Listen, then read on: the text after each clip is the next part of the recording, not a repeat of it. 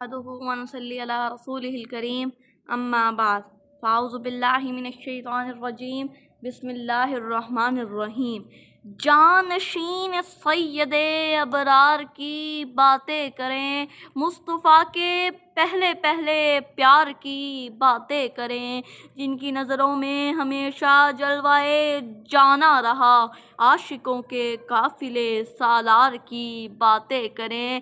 نام عبداللہ، کنیت ابو بکر اور لقب صدیق۔ حضرت ابو بکر صدیق بنی نوع انسان میں سے ان چند برگزیدہ اور خوش نصیب ترین افراد میں سے ہیں جنہیں نہ صرف حضرت محمد صلی اللہ علیہ وسلم کی زیارت و خدمت سے کسب فیض اور دین برحق سیکھنے کا موقع نصیب ہوا، بلکہ آپ رضی اللہ تعالیٰ عنہ ان 10 خوش قسمت افراد میں بھی شامل ہیں جنہیں آپ صلی اللہ علیہ وسلم نے دنیا میں ہی جنت کی خوشخبری سنا دی۔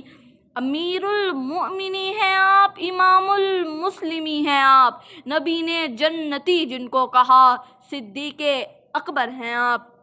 اگر ہم حضرت ابو بکر صدیق رضی اللہ تعالیٰ عنہ کی زندگی پر نظر ڈالیں تو ان کی زندگی عشق رسول کا مرقع نظر آتی ہے۔ ہجرت مدینہ کے اس یادگار سفر میں ابو بکر نے جس طرح رحمت للعالمین کی خدمت و پاسبانی کا فریضہ سر انجام دیا، وہ یقیناً تاریخ اسلام کا ناقابل فراموش باب ہے۔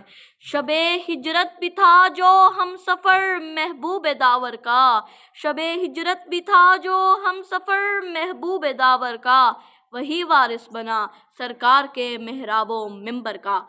حاضرین محفل، حضرت ابو بکر صدیق رضی اللہ تعالیٰ عنہ کی عشق رسول کی سب سے روشن مثال غار حرا کا وہ واقعہ ہے کہ جب آپ صلی اللہ علیہ وسلم کے آرام و سکون کی خاطر آپ رضی اللہ تعالیٰ عنہ اپنے پاؤں کو ایک سام سے ڈسواتے رہے مگر اپنے محبوب کے آرام میں خلل نہ آنے دیا۔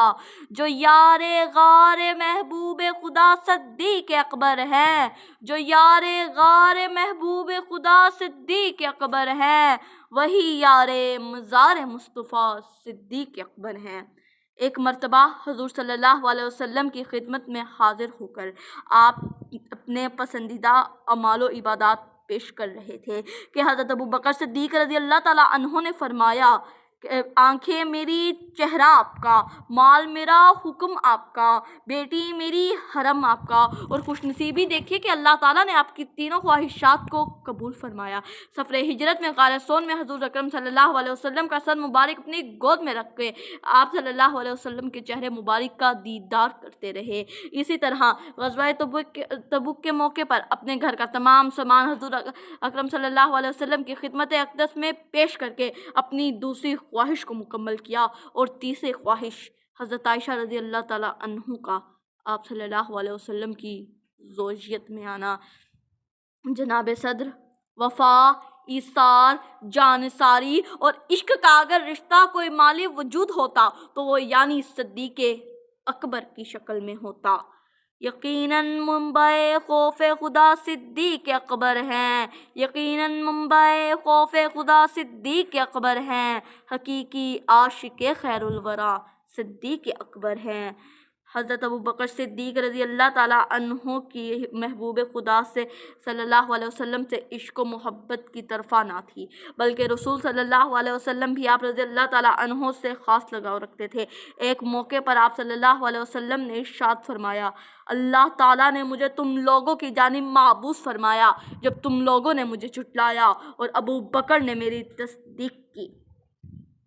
آخر میں بس میں یہی کہنا چاہتی ہوں کہ اللہ مجھے اور آپ کو عاشق رسول بنائے، ہمارا حولیہ حوریہ اعمال و عبادات یہ باور کرارے ہوں کہ ہاں ہم اسی آخری نبی کی امت ہیں جن سے صحابہ نے سچا عشق کر کے دکھایا، جس کی مثال نہیں ملتی۔ وہ پہلا مددگار، وہ پہلا صحابی، نبی نے جسے ہر قدم پر دعا دی، وہ افضل بشر باعظل انبیاء ہے، وہ جانے صداقت، وہ جانے وفا ہے۔ فرشتے اسی کی عطاؤں پہ عاشق، اسی کی نمازوں دعاؤں پہ عاشق، نبیوں سے کمتر اماموں سے اعلیٰ، محمد سے ہر دم وفا کرنے والا، وہ صدیق اکبر جس کا لقب ہے، وہ صدیق اکبر جس کا لقب ہے۔ شکریہ۔